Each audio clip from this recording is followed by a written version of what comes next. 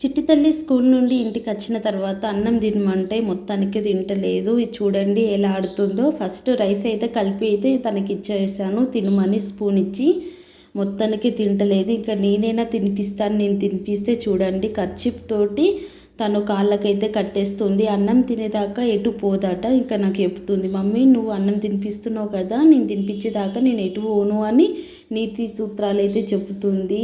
ఏమన్నా కోపం వస్తుంది. అన్నం సరిగ్గా తింటలేదు. చాలా అంటే చాలా బక్కగా చాలా వీక్ అవుతుంది.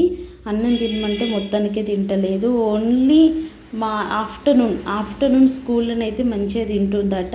లంచ్ అయితే కంప్లీట్ చేస్తున్నా, మా ఫ్రెండ్స్ అందరు తింటున్నాం, మేము కూడా తింటున్నాం వాళ్ళతో పాటే అని అంటుందని. ఇంటికడైతే మొత్తానికే తింటలేదు. నైట్ టైం కూడా తింటలేదు. అసలు ఏం చేద్దాం అనేది కూడా అర్థమవుతలేదు. మీలో ఎంతమంది పిల్లలు సరిగ్గా అన్నం తినకపోతే ఏమైనా టిప్స్ ఉంటే చెప్పండి. నా చిట్టి తల్లికి కూడా నేను పాటిస్తాను. వీడియో నచ్చితే లైక్ చేయండి. నా ఛానల్ని సబ్స్క్రైబ్ చేసుకోండి. Bye friends. Bye friends. Please subscribe.